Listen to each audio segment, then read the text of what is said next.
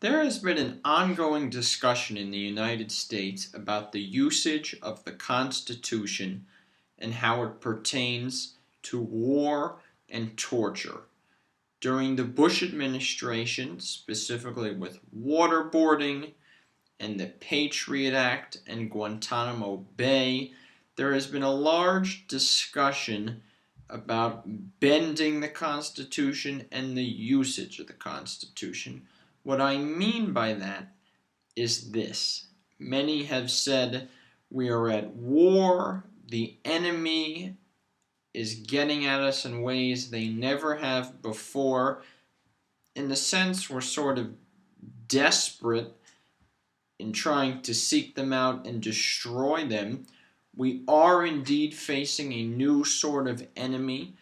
Terrorist groups are not the way they used to be. They are not necessarily groups that are countries anymore. They are groups that spread across many different countries and are not aligned with one state's government.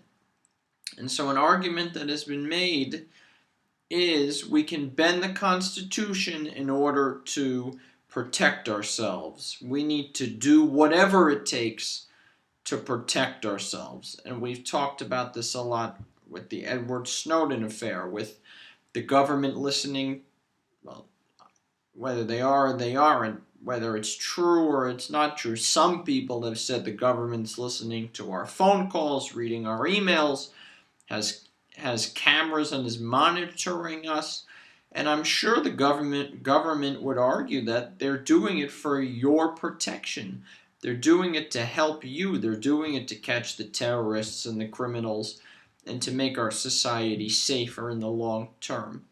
The problem is that you can make an argument, a serious argument, that it violates the Constitution. And my personal opinion is that the Constitution is not bendable. The Founding Fathers made the Constitution exactly for these types of questions, exactly for these times. Some people have said extraordinary times called for extraordinary measures, meaning it's an extraordinary time, not extraordinary in the good sense of the word, but an extraordinary time where the government needs to take action, and the government should be able to declare a so-called martial law or go above the Constitution or violate rights at least once to protect Americans. And I would say that while, of course, I want my government to protect me, the Constitution is not bendable. The Constitution was made exactly for these types of questions. And these are very, very hard questions. These are questions that I constantly ponder. My opinion on these questions has changed. I have not had the same opinion the entire length of this discussion, but I have come to the belief that the Constitution was created specifically for these types of questions, such as torture. Personally, I don't necessarily believe in torture. I'm not sure how effective it is in intelligence gathering. I think that if someone's being tortured, they'll tell you whatever you want to hear, and so you'll stop torturing them. But even so, people like Dick Cheney would argue, well, torture may violate the Constitution, but we did what we had to do to save American lives. And on some level, that's acceptable. But on another level, you have to say exactly what I just said before. Isn't the Constitution created exactly for these types of questions, to be used exactly in these types of scenarios? And I think so, yes.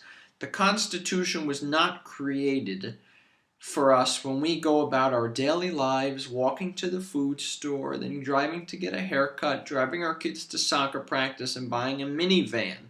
The Constitution was not created for those specific times.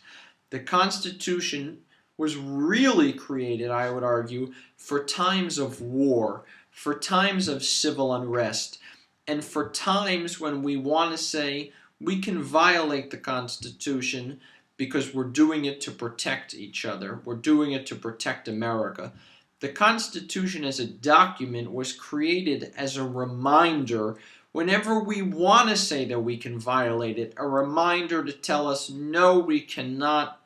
It was created for exactly these types of events and this time. There's something to ponder.